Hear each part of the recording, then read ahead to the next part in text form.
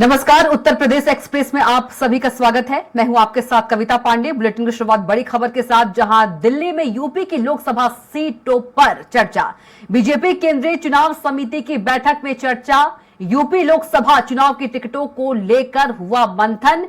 UP के 50 लोकसभा सीटों पर लगभग नाम जो है वो तय। यूपी में सहयोगी दलों के लिए बीजेपी 6 सीटें छोड़ेगी। आरएलडी अपना दल, सुभा सपा और निषाद पार्टी के लिए आरएलडी के लिए 2 लोकसभा सीटें, अपना दल के लिए 2 लोकसभा सीटें, सुभा सपा और निषाद पार्टी के लिए 1-1 लोकसभा सीटें। तो दिल्ली में यूपी की लोकसभा सीटों पर चर्चा। बीजेपी केंद्रीय चुनाव समिति की बैठक में चर्चा।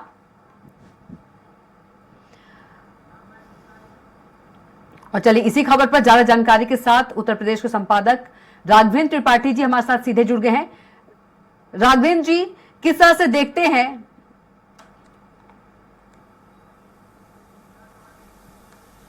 देखिए कविता जी, यह बैठक बहुत महत्वपूर्ण थी, क्योंकि जब 2019 का लोकसभा चुनाव हुआ था तो यूपी में भारतीय जनता पार्टी 15 सीटें हार गई थी। अब उन सीटों को कैसे जीता जाए, इस पर टोटल मंथन था। इसके अलावा जो बाकी सीटें बची थी 65, उन पे भी चर्चा की गई कि उनमें कौन कौन से प्रत्याशी ऐसे हैं जिनको बदलने की जरूरत है। चूंकि भारतीय जनता पार्टी ने आंतरिक सर्वे कराया था, उसमें जो सांसद हैं उनकी लोकप्रियता क्या है, उनके काम करने का तरीका क्या है, क्या वह जो सरकारी योजनाएं थी केंद्र की और राज्य की, उसका प्रचार प्रसार कर पाए या नहीं कर पाए हैं, मतदाताओं के बीच संबंध बना पाए या नहीं बना पाए हैं, जो कार्यक्रम पार्टी ने तय किए हैं उन कार्यक्रमों को धरातल पर उतार पाए या नहीं उतार पाए हैं, इन सबको लेकर एक सर्वे हुआ था। उन सर्वे में भी कई सांसदों की शिकायतें भी मिली हैं। इसके अलावा योगी आदित्यनाथ भी समय समय पर क्षेत्रीय कार्यकर्ताओं साथ बैठक करके, संबंधित जिले के विधायकों साथ बैठक करके सांसदों का फीडबैक लेते रहे हैं। तो वह रिपोर्ट भी केंद्रीय चुनाव समिति को दे दी गई थी। अब समिति ने उस पर निर्णय लिया है कि जो 15 सीटें हारी हुई हैं उन पे प्रत्याशी पहले घोषित कर दिया जाए। माना जा रहा कि 1-2 दिन में इस पे प्रत्याशी घोषित कर दिया जाएगा। इसके अलावा जो गठबंधन है भारतीय जनता पार्टी का, अपना दल है, राष्ट्रीय लोक दल है, समाजवादी सुभाषपा राजभर की पार्टी है, इसके अलावा निषाद पार्टी है। इसमें तय हुआ कि जयंत चौधरी की पार्टी को 2 सीट, अनुप्रिया पटेल की अपना दल को 2 सीट, संजय निषाद को 1 सीट और ओम प्रकाश राजभर को 1 सीट दी जाएगी। अब देखना होगा कि यह भाजपा का निर्णय है, इसको ओम प्रकाश राजभर, संजय निषाद, जयंत चौधरी या अनुप्रिया पटेल स्वीकार करते या नहीं करते, इस पे भी अभी कई राउंड वार्ता होनी है। और साथ ही साफ कर दिया है केंद्रीय चुनाव समिति ने कि भले ही भारतीय जनता पार्टी का गठबंधन है, लेकिन इन दलों से अपील की जाएगी किसी दागी व्यक्ति को टिकट अपने स्तर से न दें। अगर किसी दागी को टिकट देंगे तो गठबंधन बिखर भी सकता है और विपक्ष को एक मुद्दा मिल जाएगा आवाज उठाने के लिए। और सबसे बड़ी बात है, 9 ऐसे सांसद चिन्हित किए गए हैं बैठक में जिनकी उम्र 75 साल होने जा रही है। तो ऐसे सांसदों का टिकट कटना तय है। इसके अलावा 19 सांसद ऐसे उत्तर प्रदेश में चिन्हित किए गए हैं जिनका रिपोर्ट कार्ड बहुत अच्छा नहीं है, संतोषजनक है। लेकिन मोदी संतोषजनक वाले रिपोर्ट कार्ड को लेकर भी संतुष्ट नहीं है। उनका कहना है कि इतना काम करने के बाद भी अगर रिपोर्ट संतोषजनक आता है तो उस पर रिस्क लेने की जरूरत नहीं है। नए युवा कार्यकर्ता उनको मौका देने की जरूरत है। अब देखना होगा किनके टिकट कट रहे हैं। जिनका उम्र 75 साल से ऊपर हो गया उनका तो टिकट कटना तय है, और उनके परिवार से किसी को टिकट न देने की भी बात कही गई है। अब देखना होगा कि भारतीय जनता पार्टी अपने बात पर कितना कायम रहती है। लेकिन इतना जरूर है कि एक सीट के लेके मंथन हुई है। भारतीय जनता पार्टी का जो टारगेट है उत्तर प्रदेश में 80 में से 80 सीटों जीतने के लिए, उस पर बड़ी मशक्कत की गई है। फिर केंद्रीय चुनाव समिति ने साफ कहा है कि एक बार और आप जनता का मन टटोलिए, वहां पे एक सर्वे एक बार और कराइए।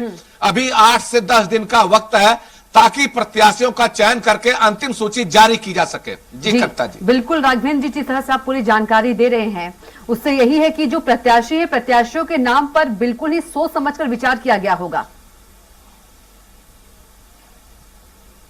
जी बिल्कुल, 80 सीटें हैं। 80 सीटों में एक सीट पे चर्चा हुई है। बाकायदा सबके रिपोर्ट कार्ड बनाए गए थे, एक सीट का एक फोल्डर बनाया गया था। किससे फीडबैक लिया गया सांसदों के बारे में, उनके भी नाम और मोबाइल नंबर लिखे गए थे ताकि वक्त आने पे प्रधानमंत्री या केंद्रीय चुनाव समिति सीधे उन व्यक्तियों से बात कर सके। और ऐसा नहीं है, सभी जात, सभी धर्मों और सभी समुदाय के बीच से सर्वे कराया गया था। उसमें वकील भी है, डॉक्टर भी है, भाजपा कार्यकर्ता भी है, यहां तक कि सपा और बसपा कार्यकर्ताओं से भी भारतीय जनता पार्टी के सांसदों के बारे में राय मांगी गई थी। क्या सोचते हैं उनके बारे में, उनका कामकाज कैसा है, उनका व्यवहार कैसा है, वह क्षेत्र में कितने दिन उपलब्ध रहते हैं और जो क्षेत्र की जनता की समस्याएं हैं उनको सॉल्व करने लिए कितने तत्पर दिखते हैं, पत्र लिखते हैं या खुद अधिकारी के पास जाकर उसका निदान कराते हैं। इन सब पूरा बिंदुवार इस पे सर्वे हुआ, सर्वे करके बातचीत हुई है। हाँ, इतना जरूर है कि बसपा से जो रितेश पांडे सांसद है शामिल हुए भारतीय जनता पार्टी में, उनको अंबेडकर नगर से चुनाव लड़ने की एक तरह से हरी झंडी दे दी गई है। इसके अलावा ओबीसी और एससी जो जितने भी दावेदार हैं, माना जा रहा है कि इनको वरीयता दी जाएगी और पार्टी महिलाओं को 30% टिकट में आरक्षण देने जा रही है।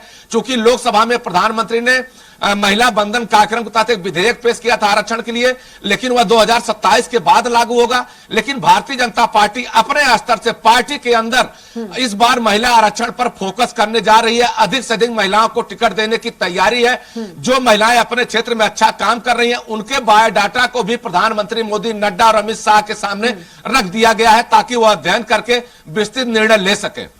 बिल्कुल राघवेंद्र जी, बीजेपी जो है एक रणनीति के तहत जो है काम कर रही है, बैठक कर रही है, प्रत्याशियों के नामों पर चर्चा हो रही है। यदि देखा जाए तो जो मौजूदा सांसद है, कहा जा सकता है उनको मौका इस बार नहीं मिलेगा, उनके टिकट कटेंगे और जो पुराने चेहरे हैं उनके भी टिकट कटेंगे, नए चेहरे को कहीं ना कहीं मौका दिया जाएगा।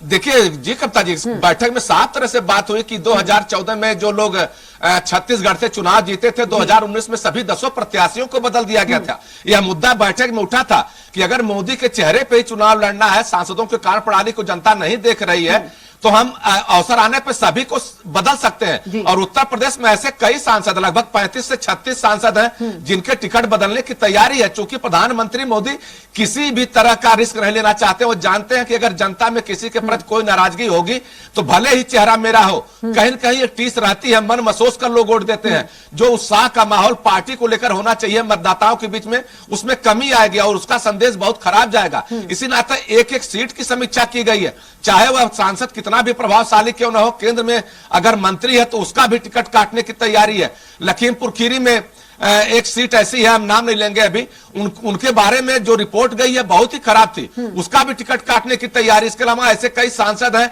जिन्होंने कार्यकर्ताओं से मिलना मुनासिब नहीं समझा, वह अधिकतर समय दिल्ली में ही बने रहे, क्षेत्र में कम आते थे। ऐसे लोगों के टिकट काटने की पूरी तैयारी। अब देखना होगा कि उसमें जातीय संतुलन क्या बनता है, क्षेत्रीय संतुलन क्या बनता है।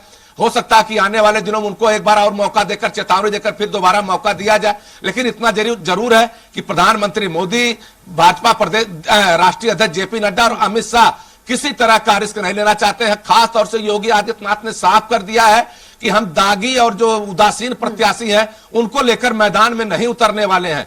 युवाओं को मौका देंगे ताकि भारतीय जनता पार्टी के प्रति जो विश्वास जनता में बना हुआ है उस पर हम खरे उतर सके। बिल्कुल राघवेंद्र जी, तमाम बातचीत के लिए आपका बहुत ही धन्यवाद।